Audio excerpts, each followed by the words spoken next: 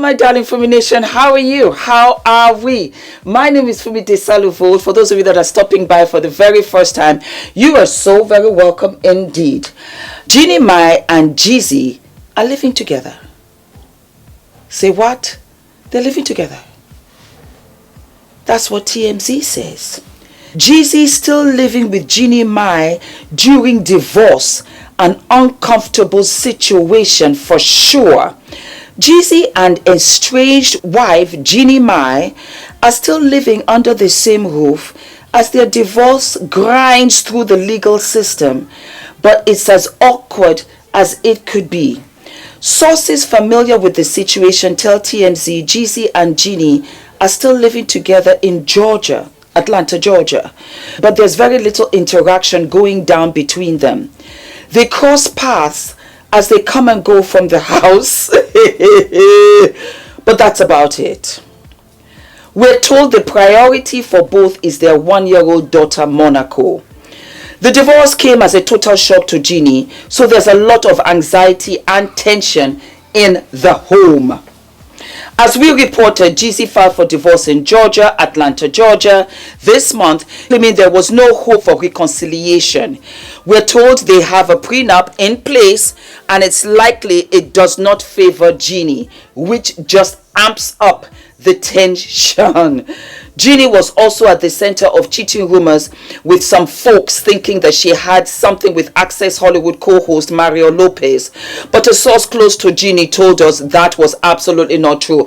A source close to Jeannie, translation, that's Jeannie telling you don't play that with me. Ain't nothing going on in these co-host streets. We reached out to Jeannie and Jeezy's rep. So far, no word back. Like you thought you could get some word back. Oh my God. Okay, you know what? I'm going to sidestep here for a minute. Are we living and loving the suit? Is it not fabulous? It is a pantsuit, baby. It is a pantsuit. And this is the autumn-winter collection from H&M. When I tell you it's fabulous, it is absolutely fabulous. And I said, you know what? Let me treat you guys to some winter whites. Cream in the winter, whites in the summer. So I'm just living for this with a touch of gold and my faux baguette earrings. 18 pounds as opposed to 800 pounds. I love fabulosity. And then Zara ambassador, what can I tell you? I'm giving you all the works. Anyway, oh wow, it's getting tight. It's getting tight. And what is happening here has to be that she can't really move left or right because of the baby. Because until they figure out what they're going to do, she has to stay in the house.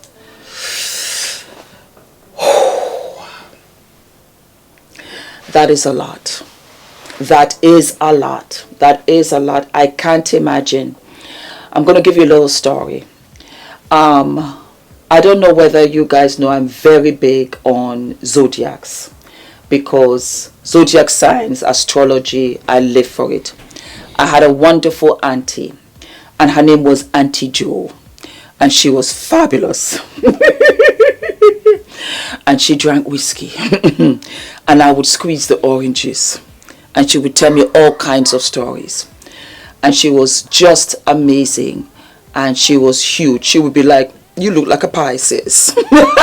And you were, or the person was, or Scorpio, you know, whatever the sign was, she was right on the money. And that was how I became fascinated with zodiac signs. And I could kind of sort of tell who I aligned with, because I'm a fire sign, I'm Aries. Needless to say, I came to London and I was so excited because I was going to university here. For those of you asking, I studied business administration, and yes, I graduated. And I would go and see her on the weekends.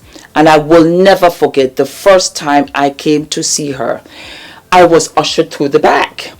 And I was like, why am I going through the back? And come to find out that herself and Uncle Joe could not afford the divorce.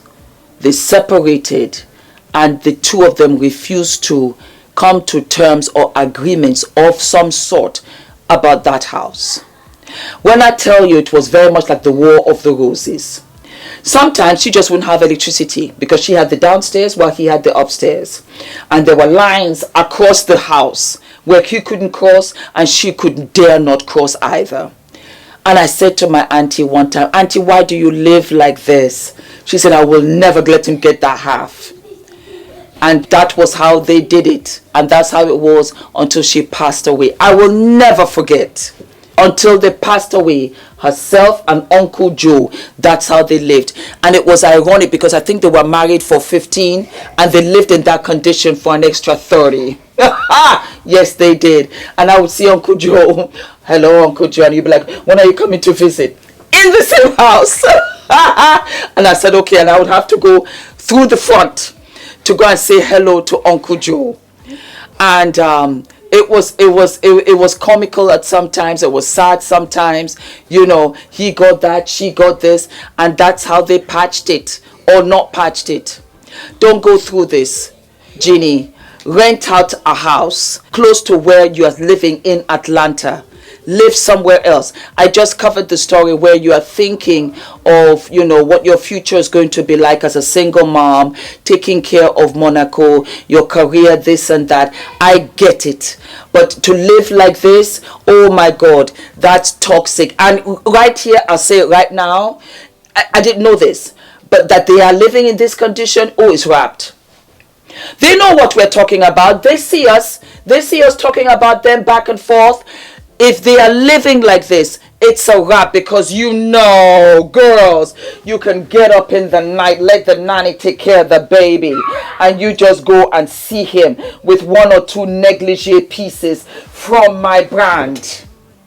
You can rectify that situation one night only. That you are sleeping up in that house, the two of you, and you can't even get to that stage under the same roof, it's a wrap. It's a wrap, like they say in the movies. That's the final cut. Not laughing, but that's the final cut. That means that he really is not trying to see you. Can you imagine? I mean, sometimes upon reflection, when, you know, the sun sets and it's that moment, or somebody playing some kind of song, remember that song, remember our song, something, nothing is working, that you are living like that, it's not working, then it's not working. Then you know what? That's it. That's it. All of a sudden, I can't breathe in this jacket. I ate before I did this. I shouldn't have done that, but I did. And it was good too. So it's a little bit snappy in the snap because I wanted it to be fitted. It's a little too fitted now. But yeah, I'll tell you here and now, not working. Jeannie, baby. That's it. That's it. It's a wrap, baby. It's a wrap. It's a situation where you say, we had what we had, and what we had obviously was not good enough. God bless you, baby. God bless you, but you know what? That is it. Because to live in those circumstances, to live like that, it's just not healthy. For you to even say that you're doing it for the baby, it's not working for the baby. Don't think because Monaco can't express herself that she just does not see that things are awkward. You grab the baby, you drop the baby, the nanny has the baby, that or whatever. That's Adrian screaming, God knows what for. But yeah, God bless them. God bless them. I wish them all the best. Monica.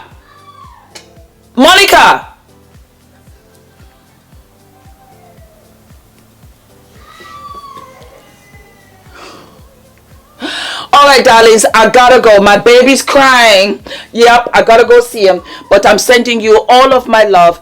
Do not forget to like, to subscribe, to hit the notification button. And you guys tell me what you think of this situation, because that's intense. Because that is intense. My baby crying. I gotta go. Don't forget, like, subscribe, hit the notification button, and I will see you soon. Adrian, why are you crying?